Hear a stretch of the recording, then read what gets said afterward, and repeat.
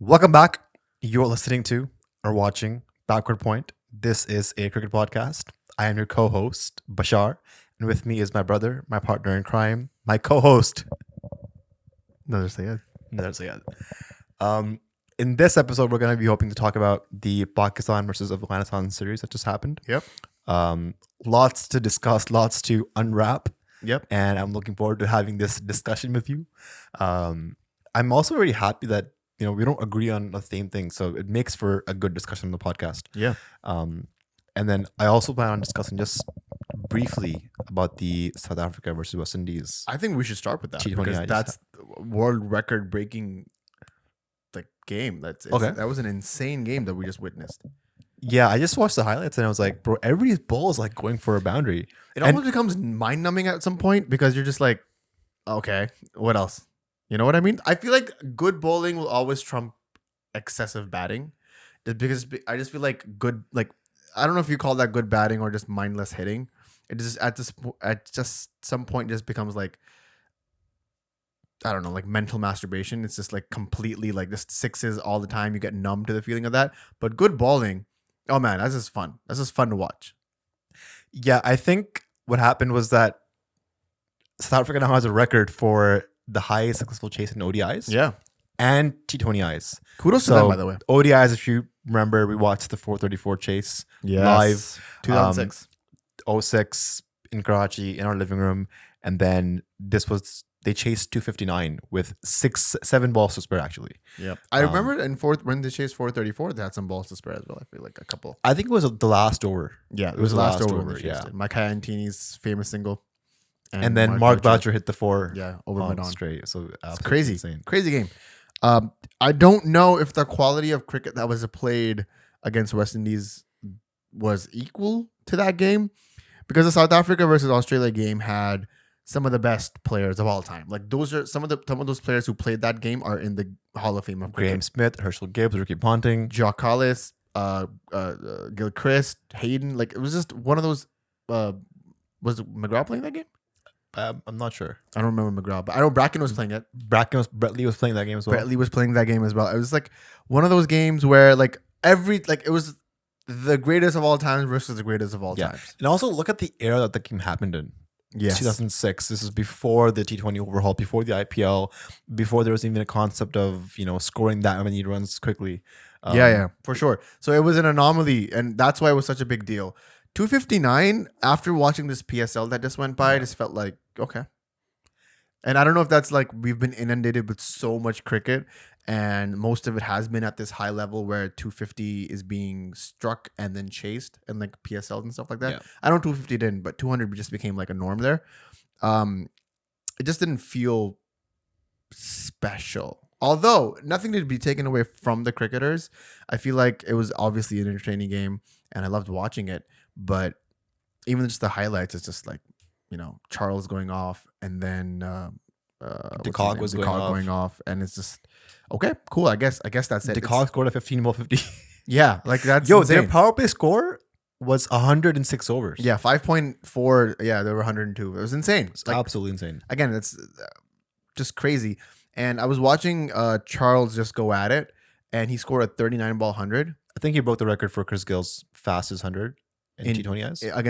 As a West Indies, yes. Yeah. But then I just immediately my thought went to like, okay, that was a 39 ball 100, and it was overwhelming to watch. Afridi scored a 37 ball 100 and his second ODI. Yeah. That's insane. Like because there's not enough footage of that game, so we don't really know.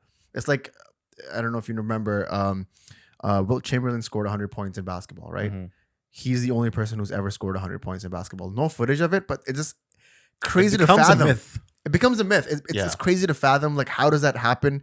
And you see people go close to it, and you're just like, wait, that's still not breaking the record. That's still crazy to me. And I think it took Corey Anderson in 2014 to break Afridi's record. So that was like a very long-standing record. Yeah. Was that almost 15, 20 years? Yeah. Yeah. That's And crazy, I man. think right now, AB de Villiers has that record. Yeah. I remember that game too. Well Also a great game. Yeah. Also against West Indies. Also in South Africa. Yeah. So something about these pitches in South Africa and the I think grounds. was it at the Centurion as well? I'm not sure. I can't comment on that. Don't fact check us on that. But this was definitely the same ground, right? Yeah. What is that ground small? Is that why they're hitting sixes like on top edges? Like there's a 61-meter boundary there. I know for sure. Yeah, it's like the boundary stops and the boundary finishes, and then there's like the grass banks where the crowd is sitting. Yeah. So it just felt like a very small ground. Maybe that's why there's such a high scores in that Yeah. in those grounds. Almost gave a Pindi vibe. We were talking about the Pindi pitches being very high scoring in the PSL, and again, like I like to see a good balance between bat and ball. I like to see the ball swing up front, some good pace and bounce, some spin for the bowlers, and then we saw a completely contrasting pitch and match for Pakistan versus Afghanistan. The first T20I. Yeah, it was the same day. I think it was Yeah. happening around the same time as well, and completely different pitch. We're talking about our boys struggling to score 100 Yeah. in Sharjah, and I think so. In that game, if you transition to that series now, Pakistan gave T20 caps to Ihsanullah, Saim Ayub, Tayyib Tahir, and Zaman Khan, so the top performers of the PSL. At the same time, we saw comebacks for Imad Wasim, Azam Khan, Fahim Ashraf, and Abdullah Shafiq. I don't know if I would call Azam Khan a comeback, but I mean, you have to be there first to make it a comeback. It's just like a callback. It was a his callback. his was a callback, but Imad Wasim was a comeback. Sure, So I'll give that. 8 out of the 11 players in the playing 11 were either playing their first game or playing their first game in a long time. Yeah. Against we were talking about this against a quality Afghanistan side. Yep. Right, they have some of the best spinners in the world. They're very familiar with the conditions in the UAE, and then I feel like just batting first, our batsmen, they weren't able to assess the conditions at first, so they just went ham from ball one. Maybe they should have taken 1 or 2 balls to Really, they should have. They should have relaxed Maybe and just- not worried about their strike rate. They should have maybe just taken a moment to actually figure out what the pitch is, taken their time, left the ball or two, played it on the bat. Maybe they should have. I don't know, settled in. Or how about this? This is a good word. Maybe they should have. Someone should have come in and just like anchored an innings. How about that? Maybe they should have just anchored one. Somebody just like planting their feet on the ground. I'm staying here. I'm just gonna like knock the ball around. Maybe they should have done that. Strike. Yeah.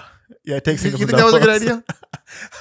In hindsight, it does look like a good idea. Oh my god. But at the same time, you have to cut some slack for these boys. Saim Ayub is 20. Haris is 21.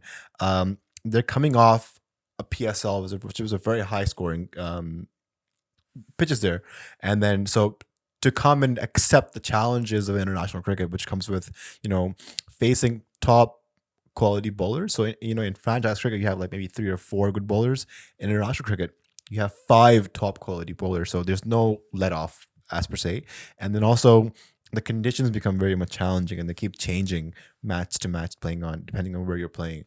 So yeah, that's why I think Pakistan's batting wasn't able to do that good. They were trying to score 200 on a pitch where maybe 135, 140 was a good total. Yeah. And yeah, that's where I think we just weren't able to be up to the mark. I will cut slack where slack is needed to be cut for sure. But at the same time, I also have to realize that there was a lot of loud media personalities going into this series. There was a lot of people who were very happy because it somehow indicated end of a reign for Babar for some reason, which was totally out of the book.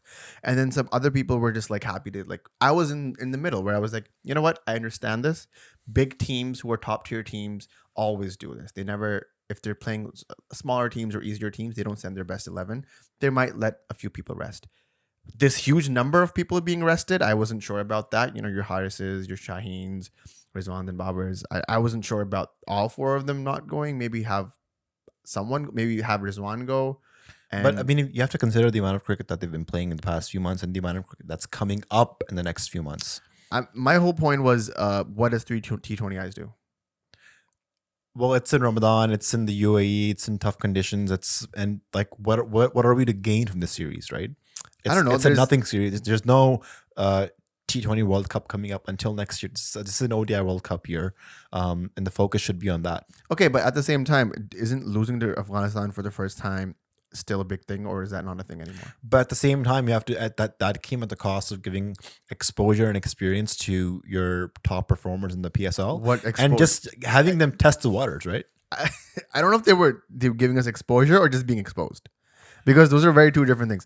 Leaving them out to dry like that is not giving them exposure, man. That's not it. Your top four was incredibly new people, right? And I think it's quite wrong of the general public to put so much pressure on them because we were so used to the Riz Babar partnership with criticism included or aside. We were used to knowing that, hey, we're good for the first 70 runs, right? How did that feel? That confidence that, hey, Riz Babar is there. The first 50, we got it on. Like, we're going to score at least 50 to 70 in the first 7 8 overs. That was locked.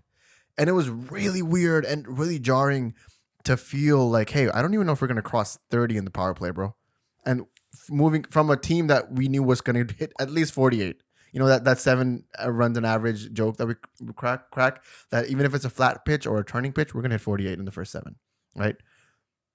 Completely different now. Like, we were left completely out to dry. These kids didn't know how to play these innings. Some people got really exposed. Azam Khan is as a complete no-show in international. There's no other way to put it. His keeping abilities are questionable. His batting abilities are questionable. This guy's got the first game, there was like 4 soft dismissals. 4 soft dismissals. These guys were hitting these bowlers out of the park like it was Gulsani Johar and you're playing street cricket, right? It was so abysmal and shocking to see the way these people were getting out. I just have personal beef with Azam Khan at this point. Like, he should not be playing international cricket at any stage, right? PSL is as high as it goes. If he wants to play international cricket, lose the weight. Lose the weight. That's my thing. You cannot go out there like. I was looking at the Afghani bowlers who are very slim and slender and like really bowling at good pace, 130s, high, low 140s. And this kid comes out and he's rolling and tumbling. And like, I'm like, bro, this is just hard to watch because this is not the international standard that Pakistan cricket team should put themselves up.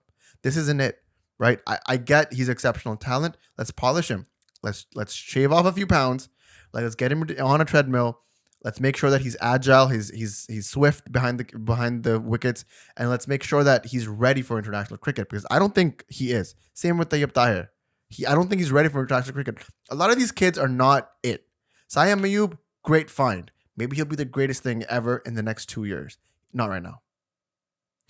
I think I want to just add on to the Azam Khan point. A lot of people, one of our reels was cut to discuss the Azam Khan debate.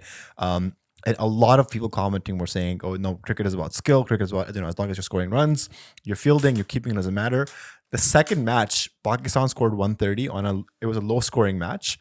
And I can count at least 6 runs where Azam leaked behind the stumps. There was a down the leg side, just a straightforward diving stop. He missed that, went for 4. And in the last over, there were at least 2 buys he gave, right? And we're talking about a low scoring match where he's giving 6 runs away to the team for free, and he had no contributions with the bat. So he actually had a negative effect on the team, a negative contribution, if you want to say. And so I'm completely in agreement with you. I think Azam needs to hire a personal trainer, go on a diet, give himself at least 3 to 4 months, and go back to domestic, and perhaps be a bit more visually appealing for the fans to see, because you're playing for Pakistan. This is a globally televised match. People can see the fitness standards that are there for Azam. So lots of room for improvement there, in my opinion. I agree with you. And like, his dad has a cricket academy literally named after him. It's not like he's short of opportunities or facilities. If he wants, he can make this happen. I don't want to hear any excuses anymore. There's only a few people in this world where talent supersedes their fitness. I don't even know if that is actually accurate. I'm hard to like think of even any single one. So yeah, we have to look at ourselves quite harshly. There's nothing wrong with having constructive criticism. There are a lot of people on the internet. If whatever camp you're on, if you're on the pro youngster camp, which I'm in the middle. I think these kids should have gotten chances. I also think these people who got arrested, all of them shouldn't have been arrested. There should have been a balance. The playing 11 that you played shouldn't have been 4 debutants. There should have been Shan Masood, Iftikhar in there, Nawaz in there to sort of balance it out a little bit. You can't just let half these people out there high and dry. In the defense of these players, I just saw a stat today where it showed that Pakistan has the lowest strike rate and lowest batting average against Afghanistan bowlers. You want to do the Simon Duel versus Amir right now? In fact, the third T20I, it was the biggest score Pakistan has ever scored against Afghanistan. Okay. So what I'm maybe trying to say is that Pakistani batters generally tend to struggle against Afghani bowlers, but this series was an outlier where in terms of they struggled even more. I'd like compared to the see past. those stats a little bit more in depth because I want to know where Pakistan played Afghanistan in those stats. A lot of those games were in Asia, and a lot of those games were in Dubai. So if that's the case, then those were low scoring anyways. And I have a problem with these stats because, like we talked about previously, teams have their own culture, right? Pakistan is not a team that will score 200.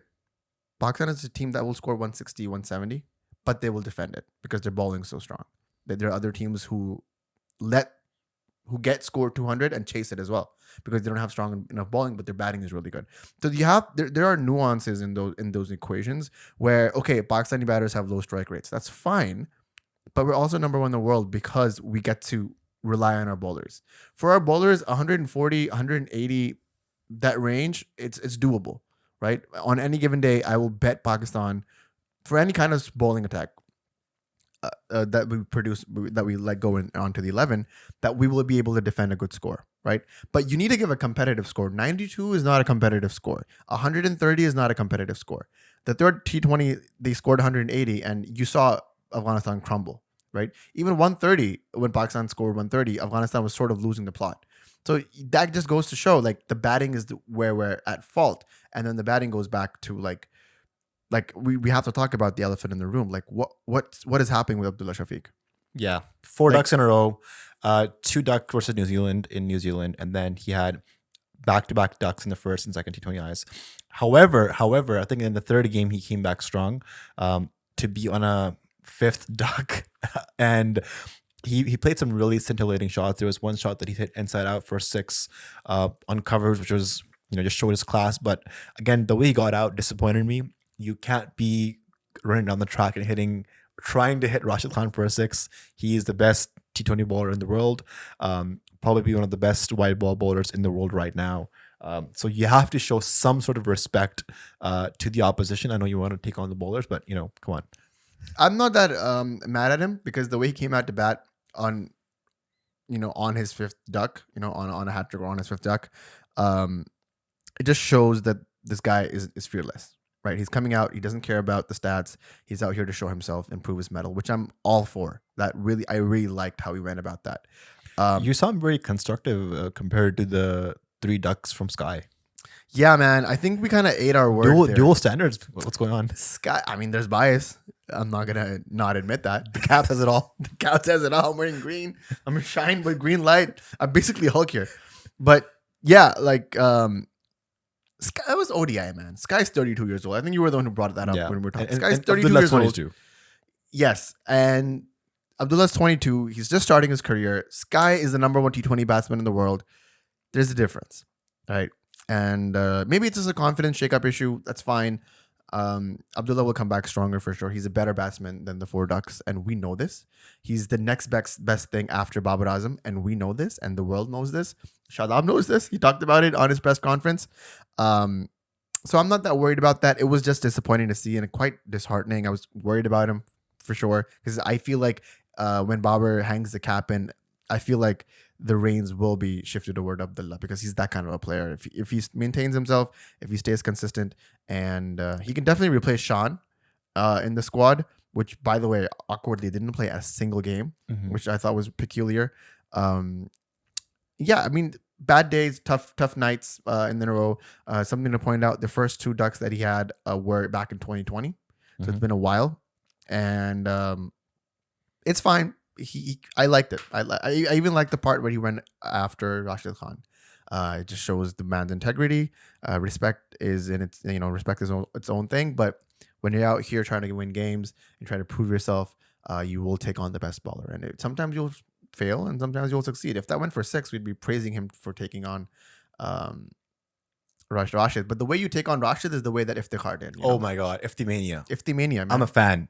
Yeah. If I were to ever get a tattoo, it would be Iftimania on my heart. I don't think. I'm such a big Iftikhar fan. You guys don't even understand. Yeah. I mean, what's better than being an Iftikhar fan is just the memes that come out of it, man. Yeah. Somebody posted, I don't know who did this, but on Twitter I saw like a 90s group photo of like Vital Signs, and like Janoon was there, or Strings was there, and like all like the 90s Pakistan pop stars and cricketers, Wasim Akram and Abdul Razak and whatnot. And somebody photoshopped like nonchalantly Iftikhar's picture on some cricketer. I don't even know who it was, and you didn't even notice. You're like, oh yeah, he was there. And then it was after you got pointed out, you were like, oh my God, I got beat. Bro, Man. he's I got been there. He's been in the rocks. He's been in the mud. He's out now. This is the Shawshank Redemption. He is Andy Dufresne. 50 Mania Redemption. I feel like he's such a player where you need him in your team. He can rotate striking, play spin really well. He's a great slip fielder. He's a great boundary fielder.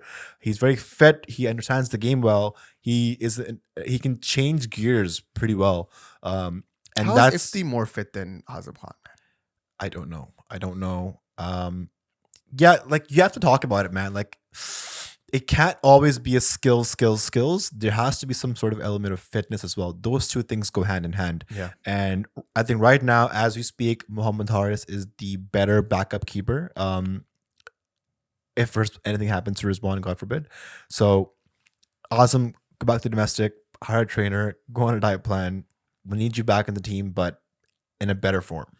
That's arguable if we need him back in the team, but I also wanted to touch base back on the approach we were talking about. So typically when Babar and Rizwan are batting, what their approach for batting in the power play is go out there, assess the conditions, see if there's any spin, any swing, take singles and doubles. They rotate strike pretty well, put the bad ball away for a boundary occasionally, and score 45, 50 maybe on a good day without losing any wickets. Continue that same momentum and then try to go ham in the last 10 overs. correct. Whereas in today's game, we saw Pakistan score 6 overs, 52 for 2. So a higher run rate, but at the cost of 2 wickets. So when you're playing high risk cricket, it comes with the risk of losing wickets, but at the same time scoring at a high pace. So Pakistan team has to decide, like, what is the way forward? Do we want to continue with the same script, the same formula that's been working in the past, or should we experiment at least with dropping one of Babar or Rizwan down to one down and have Haris open at least one attacking player? You can't have it's Pakistan's T20 right now is like the 90s ODIs. You play conservative for the first 30 overs, 35 overs, and you go ham in the last 15 with Razak, Afridi, Azhar Mahmood, and Wasim Akram. So I think I'm not sure how often that will work. Like because if you go back to the Asia Cup game in 2022, Pakistan were chasing 170. The first ball went for no balls and wides, which gave us 10 free runs. So we were actually chasing 160, and we played so many dots. We gathered so much pressure. We had a bad power play score that Pakistan needed over 10 runs and over in the last 10 overs.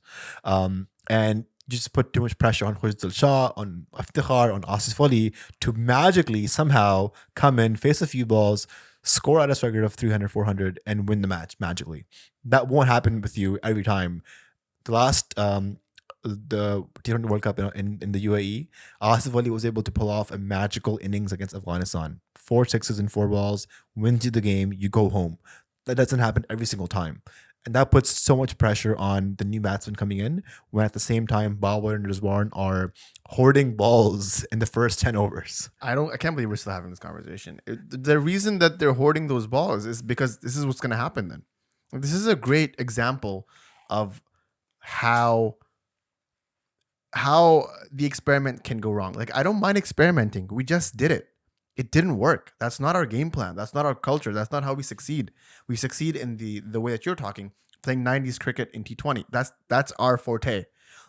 I don't mind experimenting with the Haris going up on 1 or 2. Babar is not going to come down, and I don't think he should come down. He's the best player we have. He should face as many balls as he wants. Simon Dool and what's it called? Amir Sohail are arguing about this on like national TV. Who let Amir Sohail commentate? Who let Simon Dool commentate? Bro, this guy's Amir Sohail talking about how the average in T20Is is more important than strike rates, and that just kept ticking me off. Yeah, I mean, I agree with you. I don't think the averages matter as much.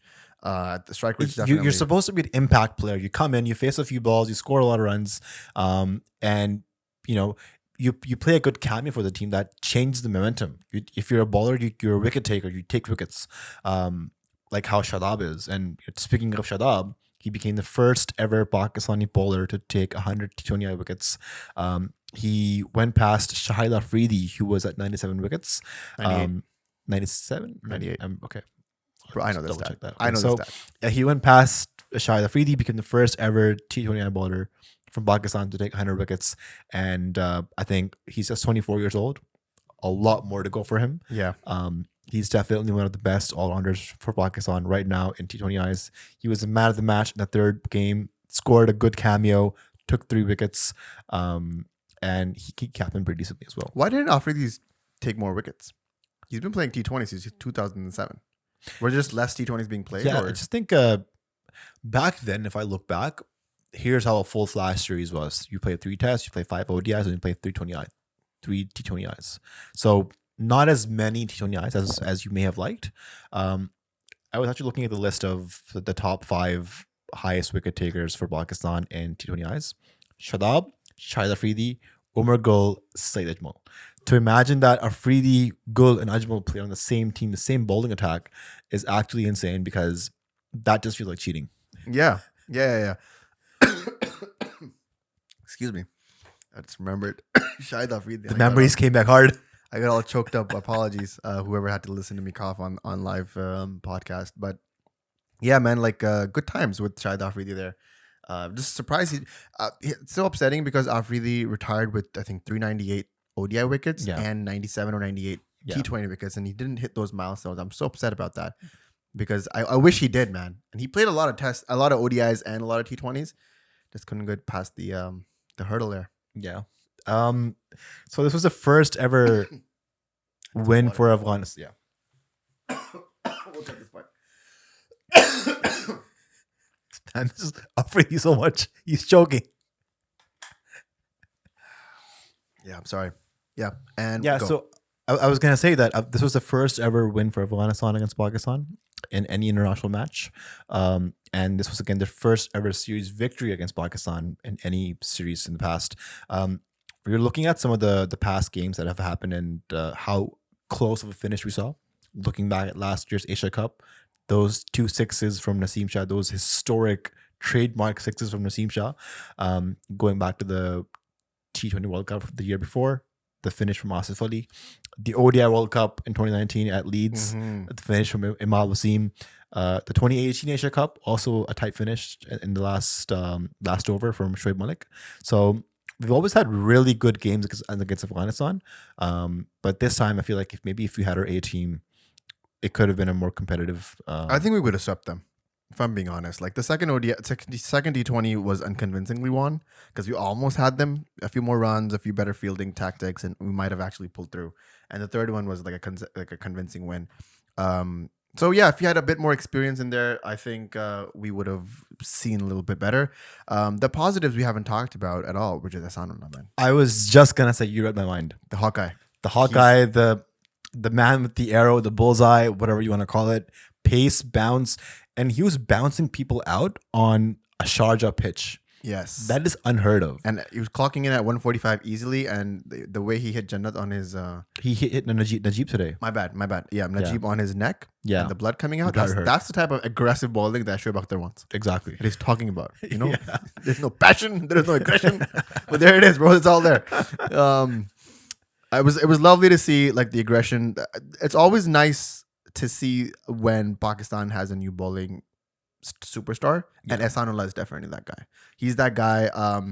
He's almost polished. He reminds me of very when Haris Rauf first came in. He reminds me of that. Just a little bit of grooming, a little bit of help in the camps, and he'll be.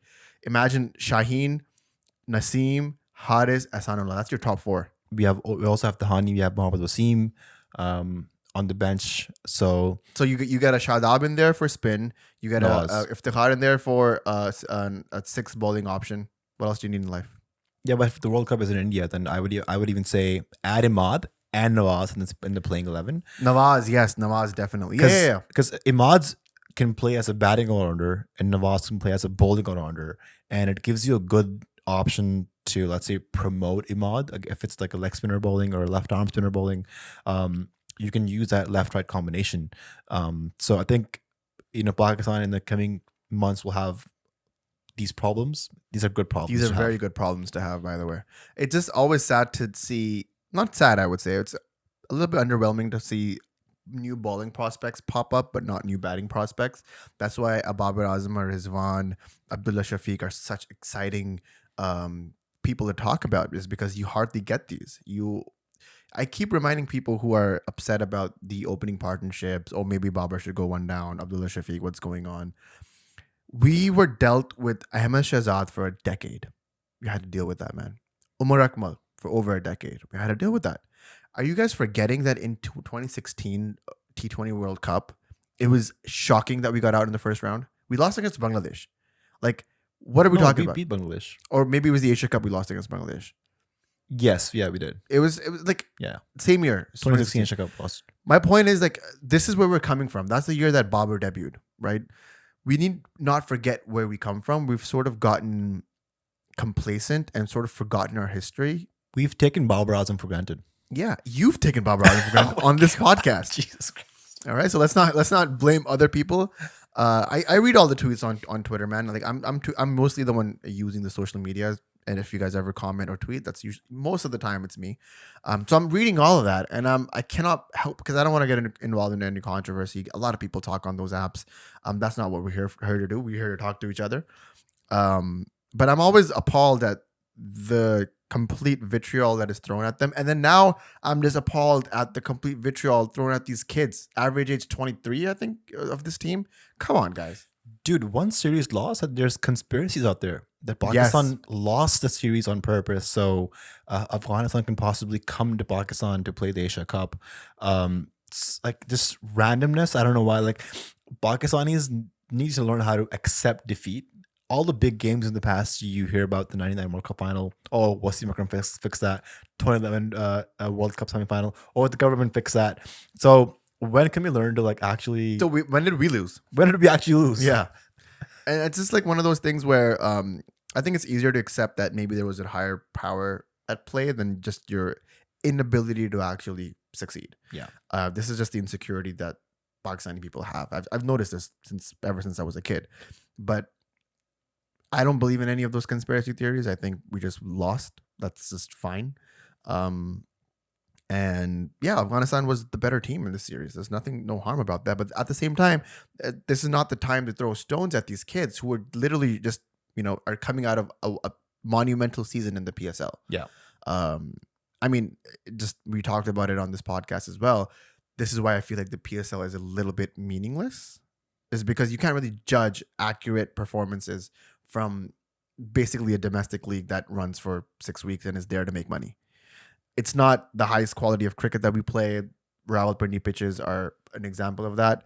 And then when you take those numbers and you try to, execute them in international cricket, you get exposed quite easily. This is, again, a warning sign and basically a warning call for our selectors that maybe our bench isn't as strong as we think it is. We do have definite prospects that might be future stars, but they're not stars yet. That doesn't mean you give up on them. It just means you polish them. And you don't do this where you throw them out in the fray like that. I think Abdullah Shafiq would have benefited with an opening pair like Babar, Rizwan, one down Fakhr. Maybe he comes second down. It's a different Abdullah Shafiq, right? Maybe he would have been better in that environment as opposed to Saim and Haris opening, and he's coming in and he's already stressed that he's on his third duck, and boom, he goes out again. Mm-hmm. So those are the things you talk about. You groom youngsters. You basically develop their skills with the senior players, right? That's why I prefer the third lineup a little bit more, where they had Mohammad Nawazin and Iftikhar in, because these are veteran players. They've been playing for years now. And Shadab is a young captain. He'll learn. I think it'll be very interesting to see what the conversation is after Babar either retires or his captaincy is taken away or he gives it away, because now you got Shadab popping up, you got Shaheen popping up. These two are really good youngsters, and both of them would be good captains, I believe. No, but I think the difference this time is despite us having multiple captain options, these players have all accepted that they are under the reign of Babar Azam. I love that. This is the era of Babar Azam, and maybe in 10 years we'll look back and say that was a really good time, and takes me back to Andy's comment from The Office. I wish we can know that we're in the good old days while we're in them. So right now, as we speak, we are in the era of Babar Azam, and we've been seeing some really good performances in the past few big tournaments. This is going to be a big year for Babar and Pakistan cricket, and I have no doubt that there's going to be at least one trophy coming back to Pakistan. Could be the Asia Cup, could be the big ICC World Cup for ODIs. If Babar pulls off the Asia Cup and the World Cup, the two final losses of last year, will they be forgiven? I think of it as progression. So Pakistan first lost the semi-final of the T20 World Cup 2021. Then they lost the final of the Asia Cup, and they lost the final of the ICC T20 World Cup last year. So they're inching closer and closer every game, and they're learning from their mistakes. And at the same time, a young team is gaining big match experience. So we'll see the fruits of these labors in the coming years, Coming weeks, maybe. if not months. Yeah. So I feel like, yes, under Babar, we are inching closer and closer to winning a trophy. And I think this is going to be the year for Babar Azam, on a personal front, as well as from captaincy point of view. So I'm very excited to see what comes up in the future. I also think this is a good way to end the podcast. Yeah, for this totally. episode. I always think talking good things about Babar is the best way to end anything. Yeah. So I'm all for it. Let's shut this shit down. Yeah, so lots more content coming up in the future. Yes. We're going to be working on some legacy episodes. You can support the podcast by subscribing on YouTube, by commenting, engaging with us in discussions, following us on Instagram, TikTok, Twitter. We are at Backward Point Pod. If you're listening to us on any of the audio platforms, if you rate us, that also helps. Helps us tremendously, yeah. For discoverability, that's a great tool. Yep, and tell your friends about it.